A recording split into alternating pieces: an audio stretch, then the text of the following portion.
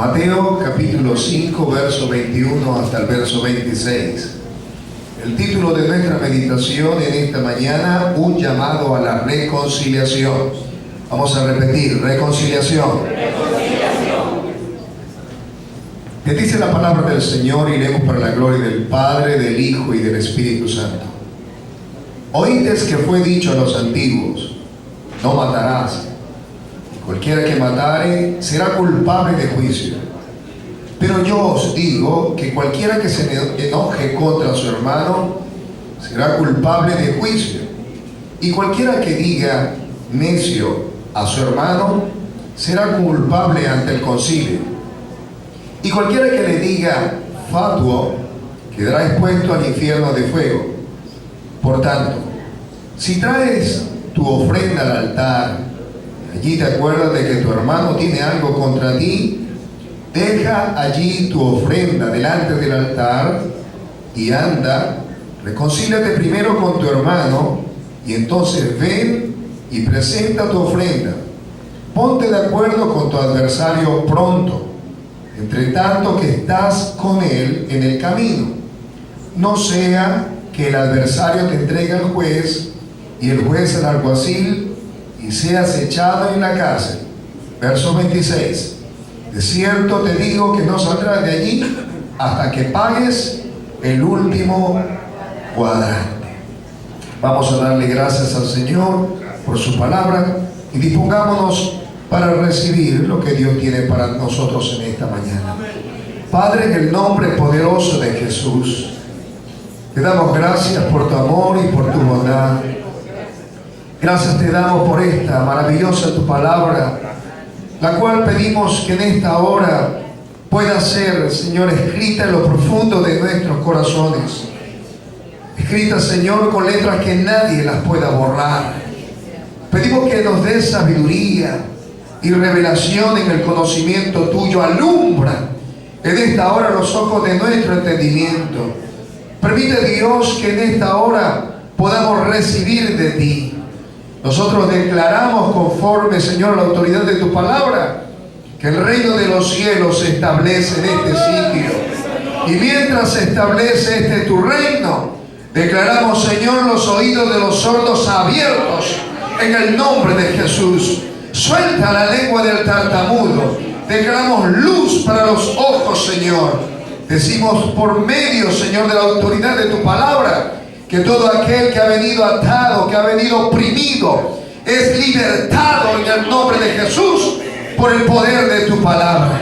Declaramos, Señor, gozo y alegría en lugar de tristeza. Y decimos, Señor, que donde está tu espíritu, allí hay libertad. Declaramos en esta mañana, pues, libertad en el nombre poderoso de Jesús de Nazaret. Amén y amén. Gloria al Señor. Bien, puede sentarse. Un llamado a la reconciliación.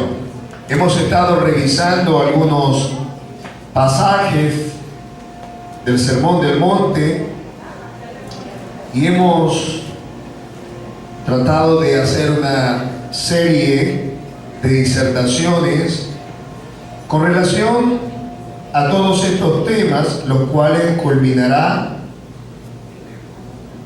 en aquel célebre pasaje del Señor Jesús cuando dijo: cualquiera pues que me oye estas palabras y las hace. Así que estamos edificando sobre la roca. Amén. Hoy vamos a hablar, en la mayoría de nuestras Biblias aparece Jesús y la ira.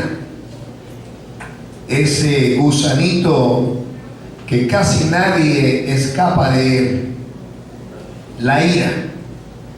Se cuenta que cierto joven, muy mal caractudo, muy mal carácter,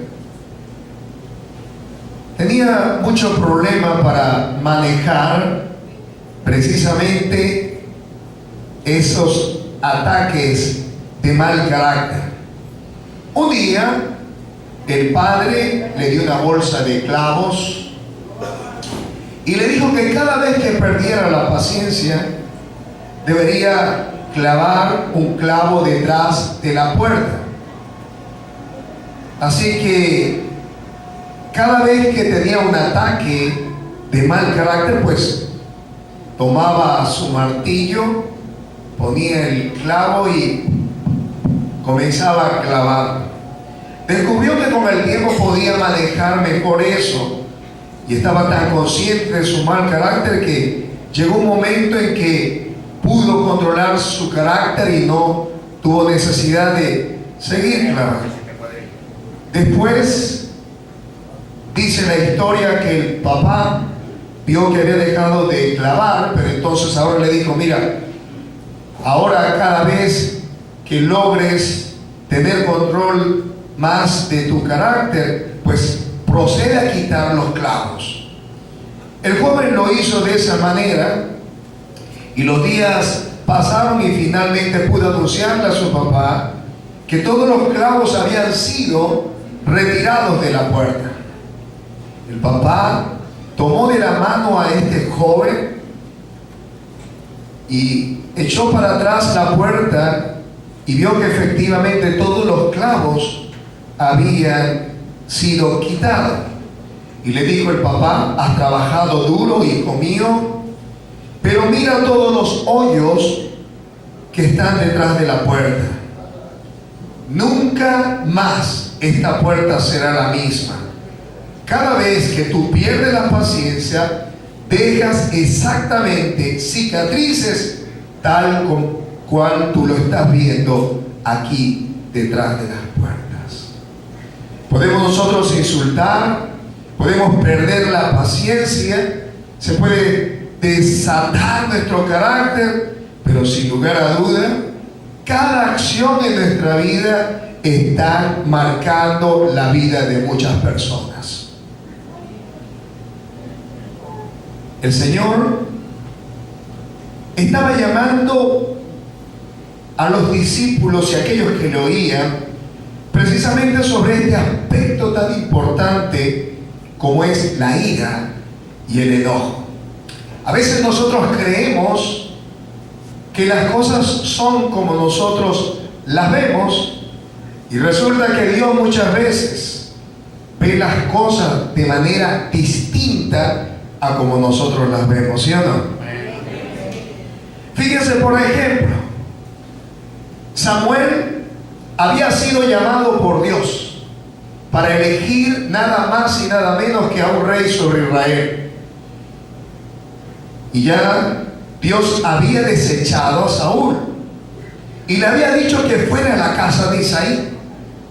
Y ahí habían 7 muchachos fuertes, bien simpáticos, bien desarrollados. Y él, cada vez que venía uno para elegirlo como el rey sobre Israel, el Señor le dijo: ese no es, no lo unjas. Y venía el siguiente: ese no es, ese no es. Hasta que finalmente el Señor le dijo a Samuel: no mires a su parecer, ni a lo grande de su estatura, porque yo lo desecho, dice el Señor. Porque el hombre mira lo que está delante de sus ojos, pero Jehová mira el corazón. ¿Se da cuenta? Era el 8, era el 8. Era un número que no era muy apreciado. Los judíos tenían muy en cuenta ese asunto de los números.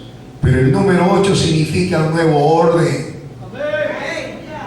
Ese número 8 es lo que hace la diferencia. Yo quiero ser número 8 también. Quiero representar un nuevo orden para el Señor. Hacer cosas maravillosas en Dios. Hacer cosas cual nunca antes alguien se atrevió a hacer. ¿Cuántos lo quieren hacer? Pero no solamente tenemos ese caso. ¿Se da cuenta? Volvemos otra vez al origen. Tenemos a Jesús en el templo y hombres con mucho dinero, mucho poder económico, van y echan en el tesoro mucho dinero. Supongo, como muchos de nosotros, los discípulos con la mandíbula que se le caía diciendo: ¡guau! ¡Cuánto dinero! Y de pronto, en medio de ese escenario, aparece una viuda muy pobre. ¿Y sabe qué? Tenía en su mano, a lo mejor no tenía ni para llevar sus cosas, pero traía en su mano 2 blancas y las echó. Y a lo mejor algunos de ellos se rieron, pero el Señor le dijo: de cierto os digo que esta echó más que todos ellos. ¿Sabe por qué? Porque esta dio todo lo que tenía, y aquellos dieron ¿qué? Lo que les sobraba. Esta dio con sacrificio, esta entregó su vida, esta entregó su corazón, pero aquellos dieron lo que les sobraba. ¿Se da cuenta? Que a veces lo que nosotros vemos no es lo que ve el Señor. Pasó también con el publicano y con el pecador y con el fariseo. El fariseo ayunaba 2 veces por semana, diezmaba, no le hacía mal a nadie, iba para la iglesia. ¿Se da cuenta? Participaba en las comisiones y en los departamentos, salía a evangelizar seguramente. Y él dijo: Señor, te doy gracias porque soy como soy, no como este publicano, como este pecador. Y el otro, no queriendo ni siquiera levantar los ojos al cielo, decía: Señor, sé propicio a mí que soy pecador. ¿Y qué dice la Escritura? Que el publicano descendió entonces justificado y el otro no pudo conseguir la gracia de Dios. Las cosas no han cambiado mucho desde entonces. Por eso es que Dios nos recuerda vez tras vez que no importa el formalismo de nuestra vida. Sin lugar a dudas, Dios lo que está examinando aún en esta mañana es cuál es la intención de tu corazón. Amén. ¿Sabe por qué? Porque entonces en la eternidad nuestros corazones serán develados y cada uno será juzgado conforme a lo que está escrito. El Señor Jesús comienza este discurso hablando acerca de la palabra enojo. Enojo. Con cuánta facilidad nosotros nos enojamos. Fíjese, usted quiere conocer cuando una persona está enojada. Fíjese que la palabra enojo viene de la palabra griega o hebrea af. ¿Y sabe lo que significa? Nariz o ternerilla de la nariz. Y fíjese que se entiende por esto por la respiración agitada por la pasión. ¿Usted quiere saber cuando una persona está enojada? Mire la respiración. Estos cositos le crecen para respirar porque se está ahogando. ¿Se da cuenta? Fíjese que enojo viene de una palabra en hebreo que significa aliento. Ahí usted sabe cuando una persona está enojada. Y fíjese que la palabra también se utiliza para hocico. Hay gente que lo primero que hace cuando se enoja es que saque el hocico. No hay forma de quererlo ocultar. Y fíjese que Dios es tan sabio que le puso precisamente al enojo como aliento, como furor, indignación, iracundo. Tiene que ver con el rostro. La ira se refleja primero en el rostro. Pero Pero fíjese, no solamente estamos hablando de hocicos, no solamente estamos hablando de nariz hinchadas, estamos hablando también de respirar con fuerza. Por eso algunos a los que se le van las luces dicen, espera un momentico. Y otro le dice, se atreve a decir, hermano, cuenta hasta 10. 1, 2, 3, 4. No, es que no puede, hermano. Estar enfurecido significa, viene también de otra palabra, enojo, de otra palabra hebrea llamada anaf, que significa airado, enojarse, indignarse. Pero fíjese esto, matar. Qué curioso. Una persona indignada está a la puerta de lo que Dios llama asesinato, homicidio. Enojo se define como romper la relación o la buena relación que existía con otra persona. ¿Cómo sabemos nosotros que estamos enojados con la otra persona? Sencillamente no les podemos hablar. Sencillamente no podemos fluir con esa persona. Sencillamente no podemos entablar la conversación y la relación de amistad que antes teníamos con ella. Si lo vemos así, decimos, me acordé de ella, y nos vamos por otro camino. Cuando lo vemos venir, agarramos la Biblia para que no nos comprometamos a mirarle la cara. Cuando se rompe esa buena relación, sin lugar a duda hay algo en el corazón. ¿Qué significa estar enojado? Estar enojado significa llegarse a exasperar, perder la paciencia. Pero el pasaje que estamos leyendo hoy nos dice que Jesús le había dicho a los discípulos que ellos habían escuchado a los antiguos, a los antaños, dicen algunas otras versiones, no matarás. Pero él ahora quiere poner las cosas en orden. ¿Se da cuenta? A veces nosotros estamos con la formalidad de la ley y creemos, no voy a la iglesia porque si no voy quizás lo que me puede pasar. No. A veces nosotros nos ponemos en moldes rígidos creyendo que si sumamos 1 más 1 nos da 2. Pero resulta que las sumas del Señor a veces son distintas. Él nos dice, venid y comprad sin precio. ¿Se dan cuenta? Vino y leche. Nuestras cuentas tienen que ver con lo que vemos, pero el Señor saca cuenta con lo que no se ve. ¿Se dan cuenta? ¿Sabe por qué? Porque lo que no se ve es fe. Y dice la Biblia que cuando somos capaces de creer al Señor, al que cree, todo le es posible.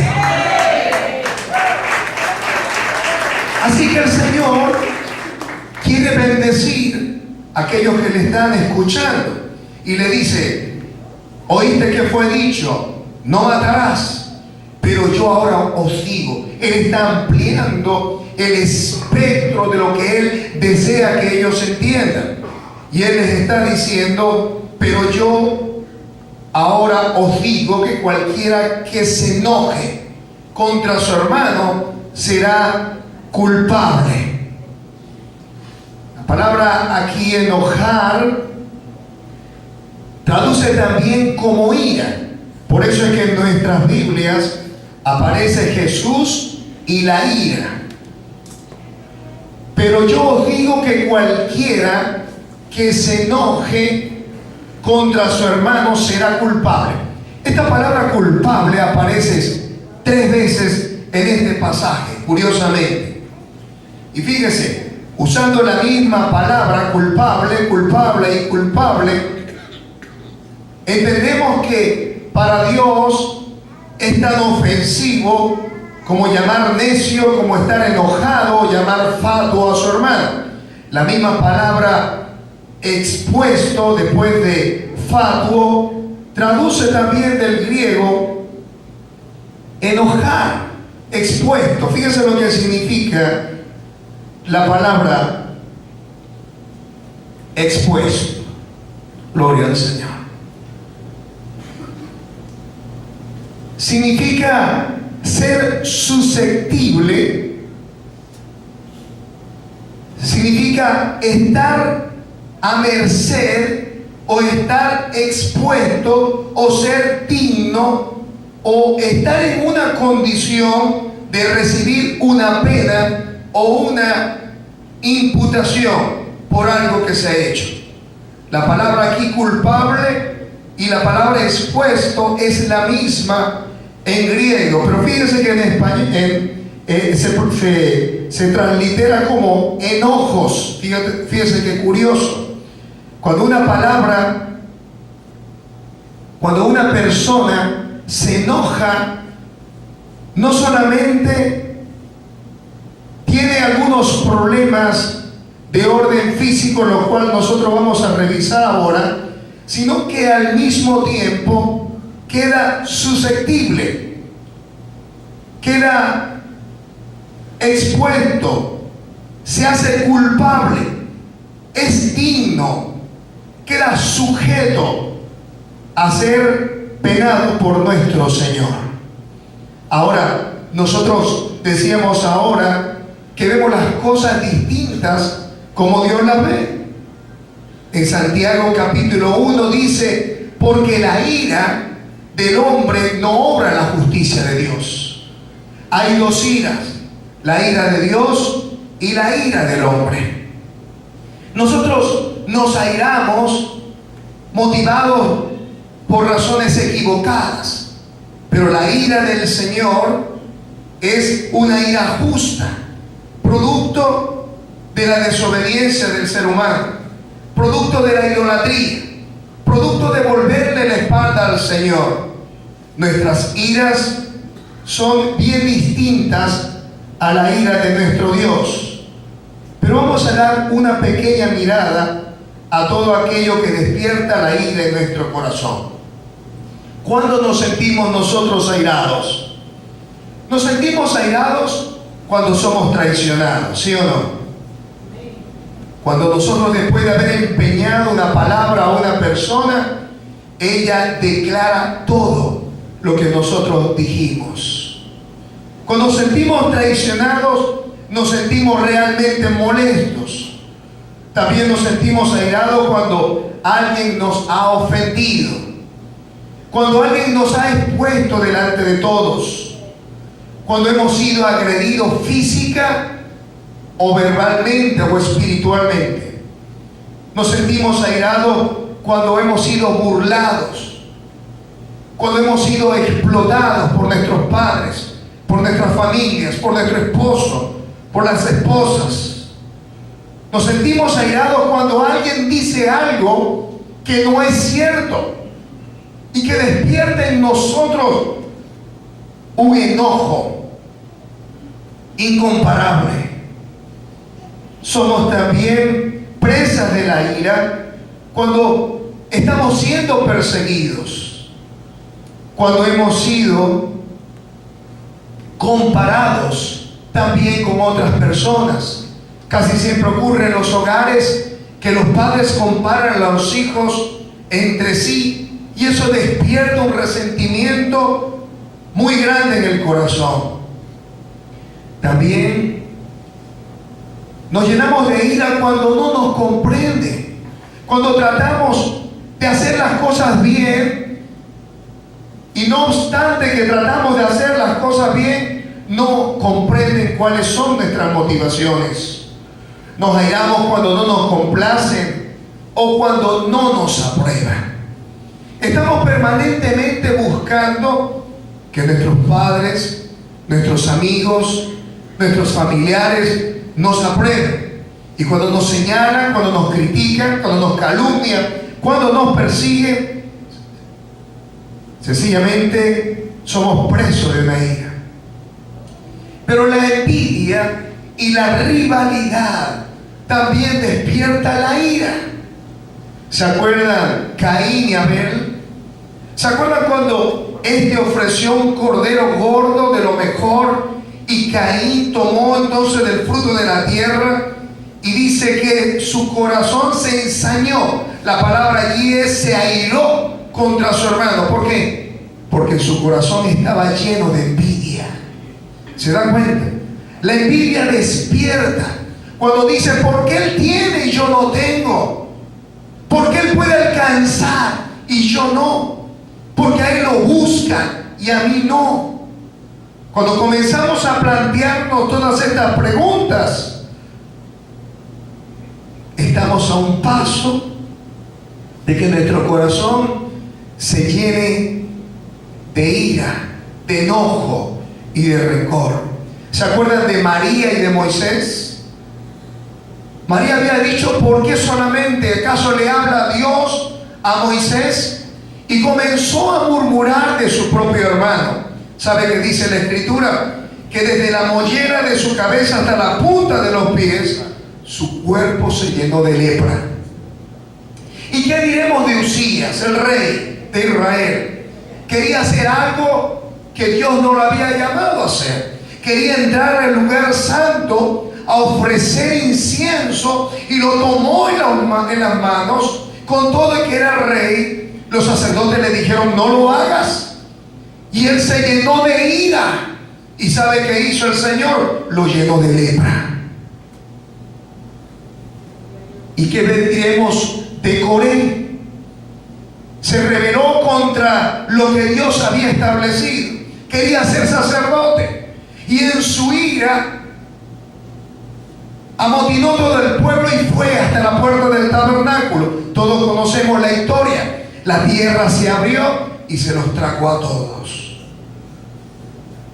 ¿Qué diremos de David y de Saúl?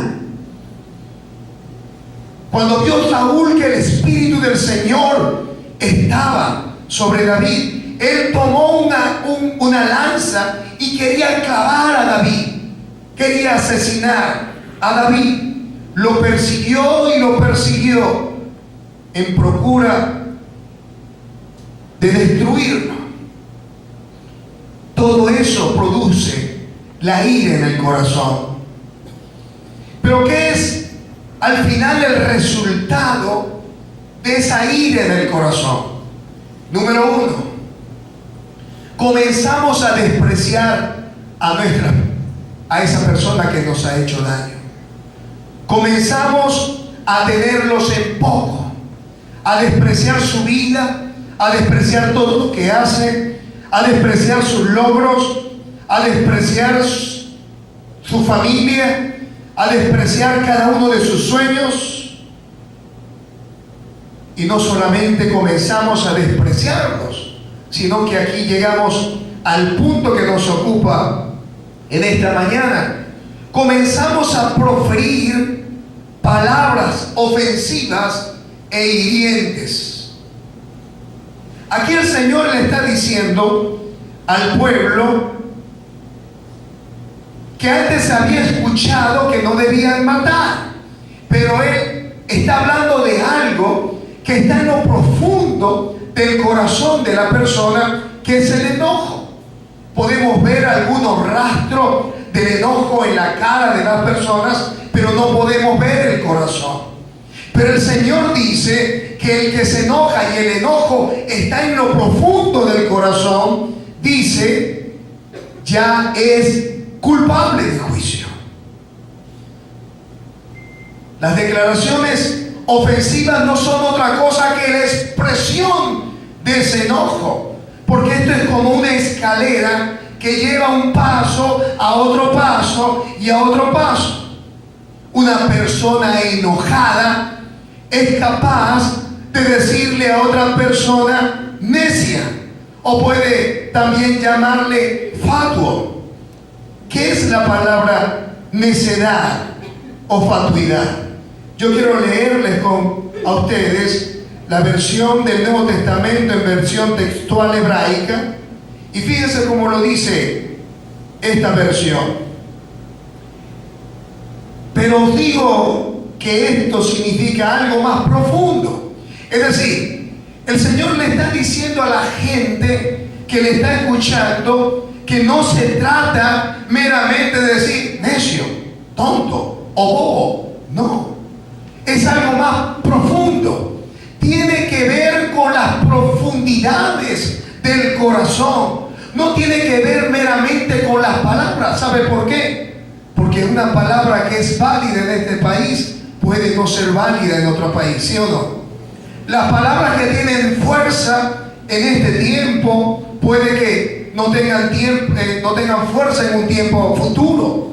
Las cosas que ahora parecen ofensivas pudiera que en otro lugar no sean ofensivas.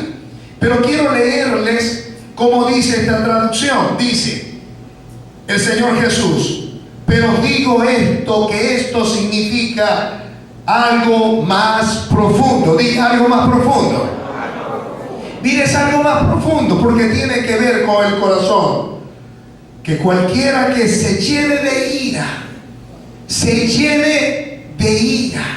se cope, se rebose de ira contra su hermano, deberá ser traído al tribunal de justicia. Y fíjense cómo dice esta versión: y cualquiera que lleno de ira avergüence a su hermano públicamente diciéndole: eres un imbécil que no sirves para nada. Miren, porque no es el asunto de decirle a una persona: tú no sirves. No es decir, exponerse en el juicio de Dios, en el trono de Dios como juez y decirle: tú no sirves. No somos nadie, no somos nada para decirle a alguien que ha sido creado a la imagen del Dios invisible que no sirve. ¿Sí o no? Así que cada vez que nos sentamos en el juicio de Dios, en el trono de Dios, y le decimos a una persona: tú no sirves para nada, usted se está colocando en un lugar de juicio, lo cual es una falta grave.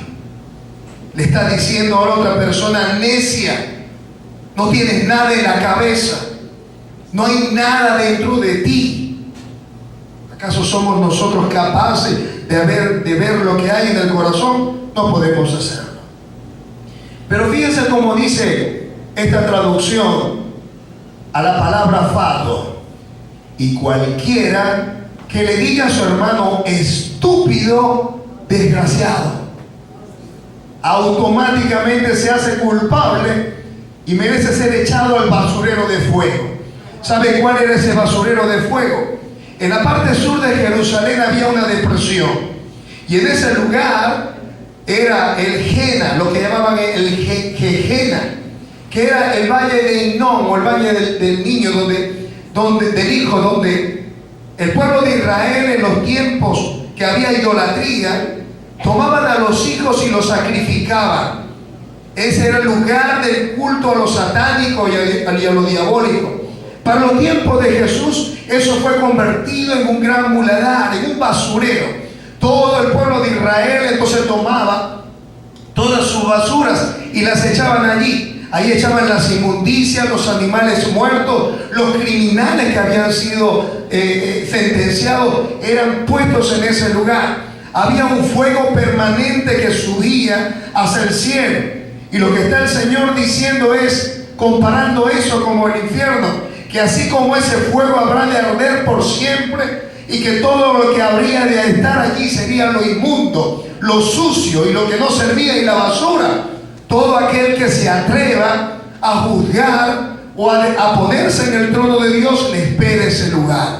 No son cosas suaves, no es una cosa hermosa escucharla, pero el Señor dijo: será culpable, quedará expuesto al infierno de fuego.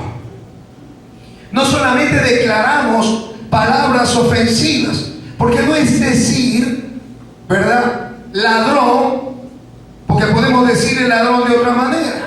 Podemos decirle: te llevaste todo lo que tenía, o te lo entregué y nunca me los entregaste, y lo estamos llamando de igual manera ladrón. O cada vez que yo te presto algo, o yo he escuchado que todo lo que a ti se te entrega, tú nunca lo devuelves. lo estamos llamando de igual manera ladrón, ¿sí o no? Quizás con palabras más elegantes, palabras más, palabras menos. Pero lo que el Señor está diciendo aquí es que son palabras ofensivas que nacen de lo profundo del corazón. Las esposas tienen una forma particular de darle la llaguita al marido. Y las mujeres también. Las mujeres y los varones también, ¿sí o no? Y a veces como que sacamos esas palabras con pinzas para precisamente darle allí a nuestros seres queridos. Los hijos, pues, le dicen a los padres su parte, y los padres a los hijos le dicen también su parte. ¿Por qué tú no eres como fulanito de tal? ¿Se da cuenta? ¿Por qué no puedes ser como sutanita o pereceo? ¿Por qué no puedes ser como tu prima ordenada? Declaraciones de palabras ofensivas e hirientes, maldiciones que salen por los labios. Tú nunca serás una buena persona, tú siempre serás un bueno para nada, un inútil. Eso era lo que estaba diciendo aquí el Señor Jesús. Sentarnos en el trono y decirle a las personas que no sirven, que son personas con la cabeza hueca, que no tienen propósito, que están listos para ser lanzados al infierno. ¿Sabe lo que dice en otra porción? Cuando se le dice a una persona fatuo, equivale al decir en el día de hoy, vete para el infierno. Nosotros no le decimos fatuo porque sencillamente creerán algunos que lo están llamando bonito. Algunos cristianos ni siquiera conocen la palabra, pero si pudiéramos tener el diccionario ofendiendo y una vez para entregárselo para que lo busquen, algunos serían felices.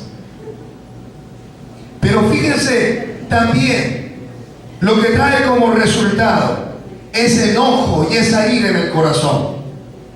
Hermano, se descontrolan las emociones, ¿sí o no? Cuando una persona está presa por la ira, se descontrola.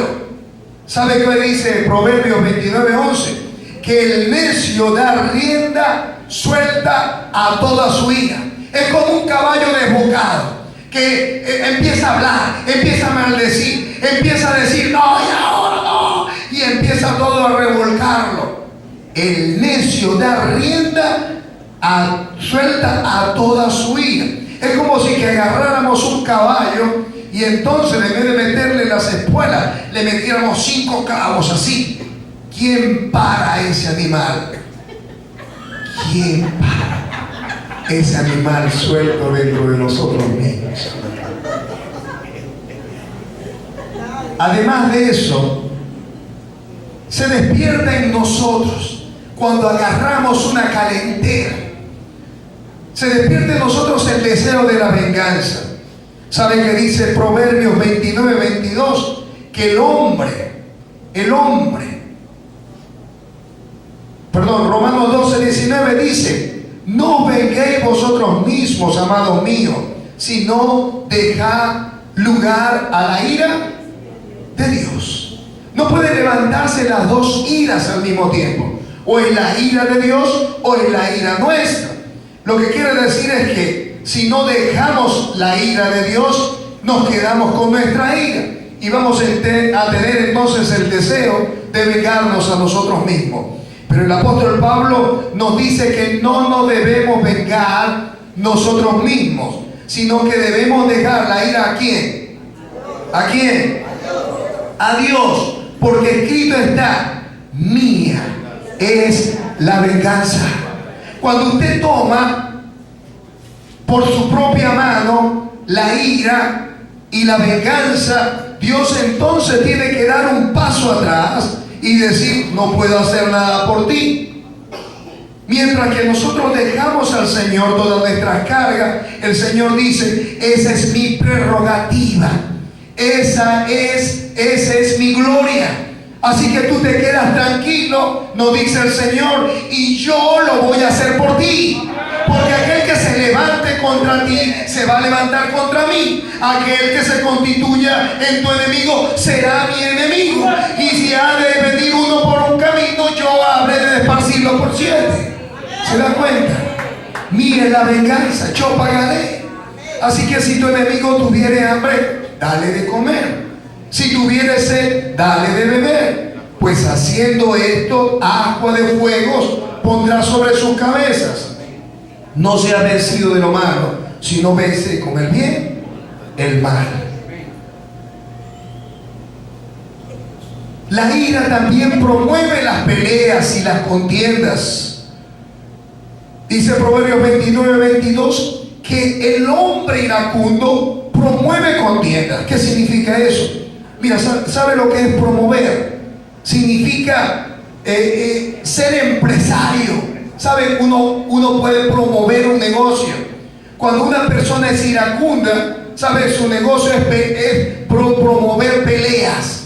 ¿Se da cuenta? ¿Se acuerda de Don King? Aquel negrito que tenía los pelos parados. ¿Sabe? A lo que veía dos pugilatos bien buenos para caerse a golpe, él decía, este es bueno, este es bueno.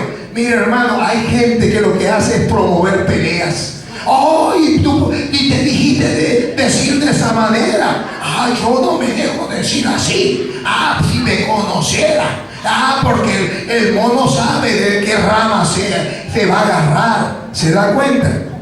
Es una predisposición. Uno sale a la calle y entonces una persona que se traga un pare y ya va así, con la cara toda, a ver qué le va a decir el otro. ¿Saben por qué? Porque el hombre iracundo levanta contiendas y el furioso muchas veces peca. Proverbios 29:22. Pero no solamente se promueve desde el corazón iracundo las peleas, sino que el hombre iracundo hace locuras. Vamos a decir, hace locuras. ¿Sabe dónde está eso? En Proverbios 14:17 dice que el que fácilmente se enoja hará locuras. Hay gente, hermano, que solamente con beber agua ya están convirtiendo el agua en vapor. Viven calientes, se levantan en la mañana y están enojados con todo el mundo. ¿Se da cuenta? Pero una persona que se enoja con facilidad hace locuras. Tú sabes que con tanta frecuencia aparece en las páginas amarillistas de la prensa cómo una persona le quita a la otra la vida sencillamente porque no le dio una cerveza, porque se la tenía aplicada ese día y un largo etcétera. Y después de eso vienen los arrepentimientos. Pero sobre todo, miren, los resultados de un corazón iracundo y enojado es la falta de paz, la falta de descanso. Cuando uno está promoviendo las peleas y los enojos, en el corazón ya no hay descanso, no hay paz, no hay reposo. ¿Sabe por qué? El Señor lo dijo de esta manera: venid a mí todos los que estáis trabajados y cargados, y yo os haré descansar. Llevad mi yugo sobre vosotros y aprended de mí, que soy ¿qué? Manso y humilde. ¿Sabe lo que es la antítesis o lo contrario de la humildad y de la mansedumbre? El enojo. Así que si no hay humildad, si no hay remanso de paz, mansedumbre, pues sencillamente el corazón se llena de falta de paz y falta de descanso. ¿Cuáles son los resultados físicos de un corazón iracundo? Fíjese esto, fíjese esto. La ira es una emoción muy poderosa. Dice que en un estudio, en un libro que sacó el doctor Macmillan, donde dice ninguna de esas enfermedades Dice que hay más de 50 enfermedades debido a las emociones. Y dice que en este libro él explica cómo daña a una persona el odio hacia otra y cómo le acompaña ese resentimiento donde quiera que va. Y dice que cita ahí un caso de un hombre a quien la ira le causó una gran contracción de los vasos sanguíneos que le provocó la muerte instantáneamente.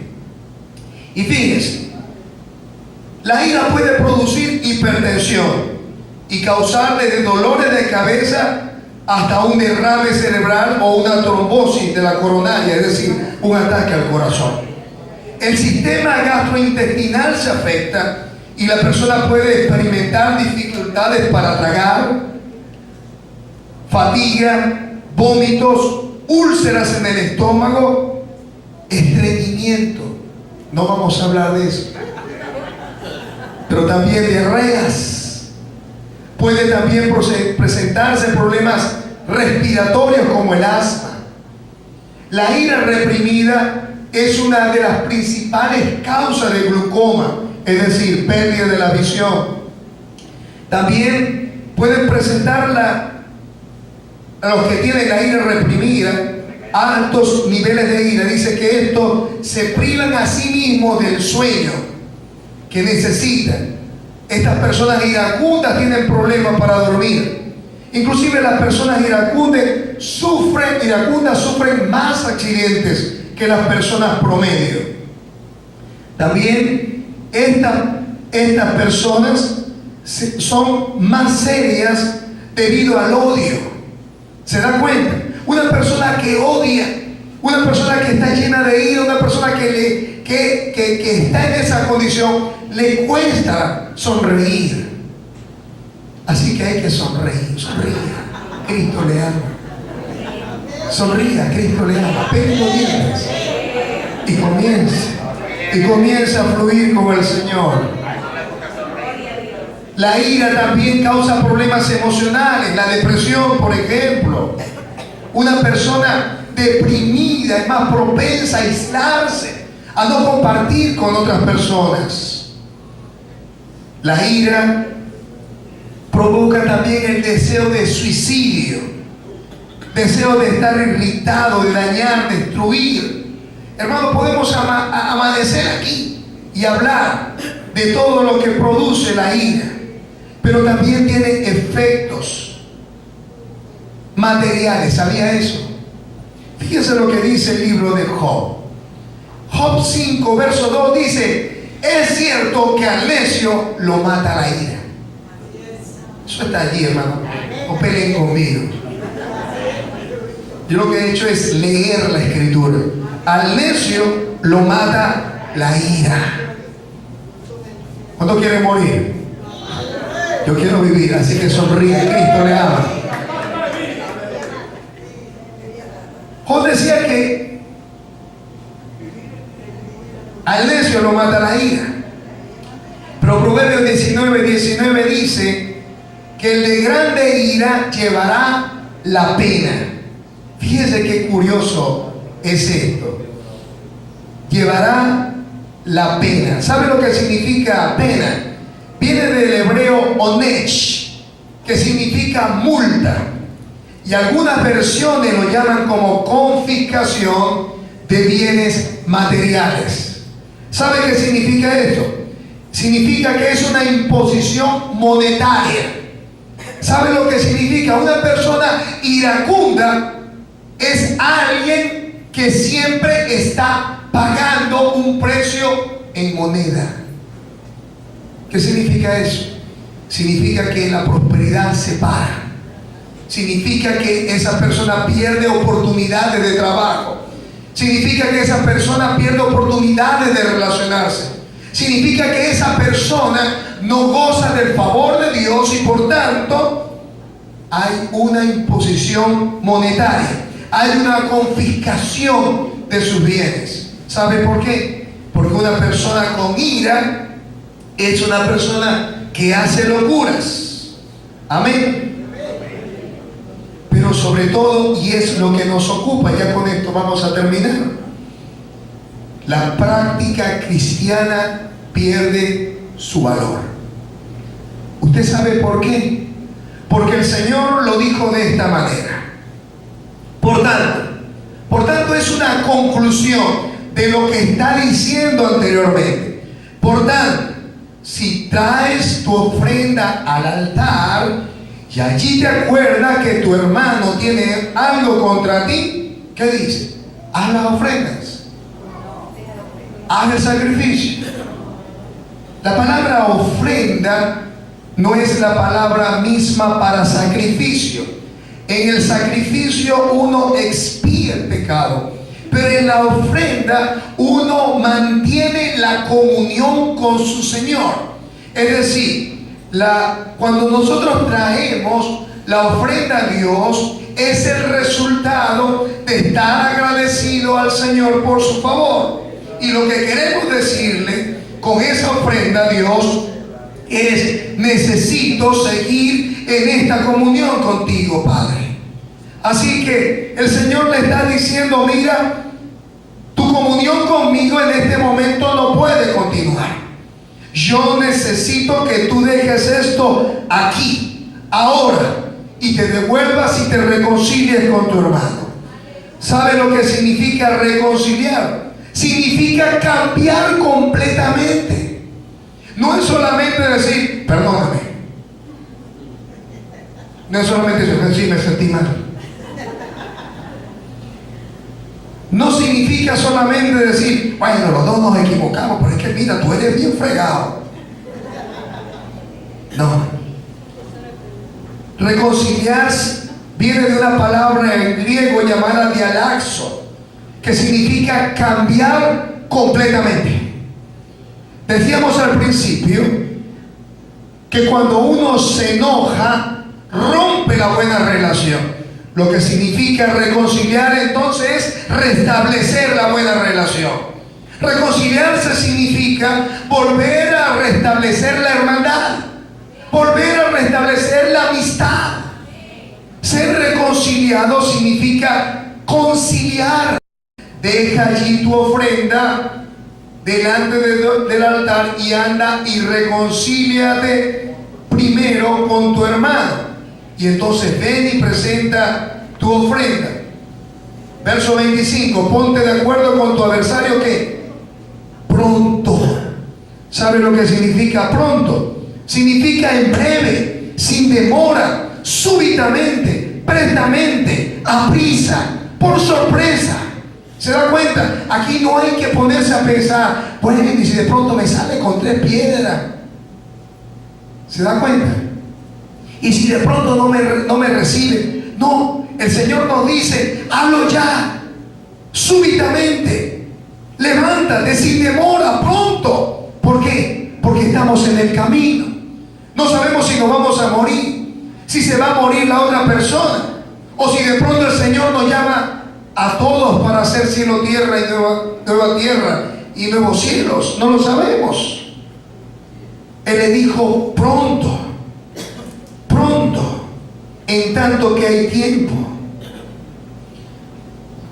Hay consecuencias. No solamente que la práctica cristiana pierde su poder y su valor espiritual, sino que hay consecuencias en el ahora y en la eternidad. ¿Sí o no? En el ahora, nuestra comunión con el Señor se detiene. En la eternidad, dice la Escritura, que en cuanto nos enojemos y en cuanto decidamos decirle a nuestro hermano fatuo o necio, estaremos expuestos. Así que el título de esta exposición en esta mañana les decía: un llamado a la reconciliación. Un gran llamado de parte de Dios a la reconciliación. Es un llamado a hacer las paces, perdonar para ser perdonados. En el Padre Nuestro nosotros leemos que el Señor le dijo a sus discípulos: perdonad para que seáis perdonados. Pero también es un llamado de Dios para continuar nuestra comunión con Él. Lo que significa, en otras palabras, es que Dios no nos dice: deja tu ofrenda aquí y no te quiero ver más. No, el Señor dice: deja tu ofrenda, reconcíliate con tu hermano y ven nuevamente para tener comunión conmigo. Es un llamado también con sentido de urgencia. Pronto, pronto, no es para mañana, ni para pasado, ni traspasado mañana. Es algo que debemos hacer de manera súbita, de manera breve. Así que si hay algo en nuestra vida, con algún amigo, con algún hermano, alguna situación que se ha quedado allí, la llamada del Señor en esta mañana es hacerlo pronto. Es también un llamado mientras hay tiempo. La palabra dice: mientras estés en el camino. Es un llamado para estar en buenas cuentas con Dios. Mire, dice la Escritura cerrando ese pasaje, que seremos echados allí y que no saldremos hasta que paguemos el último ¿qué? Cuadrante. ¿Sabe cuál es el equivalente de cuadrante en este tiempo? Hasta el último centavo. Hasta lo último. No saldremos de esa prisión hasta que paguemos el último cuadrante. Así que es un llamado a tener buenas cuentas con Dios. Es un llamado también para dejar la ira. En el Salmo 37, verso 8 dice: deja la ira y desecha el enojo. No te excites en manera alguna a hacer lo malo, porque los malignos serán destruidos, pero los que esperan en Jehová, ellos heredarán la tierra. Es un llamado también para hablar con dulzura. Dice la Escritura que la blanda respuesta quita la ira, pero la áspera hace ¿qué? Subir el furor. Así que es un llamado también en este tiempo para hablar con dulzura. Vamos a empezar a practicarlo. Diga: hermano, te bendigo, al que está al lado, con dulzura.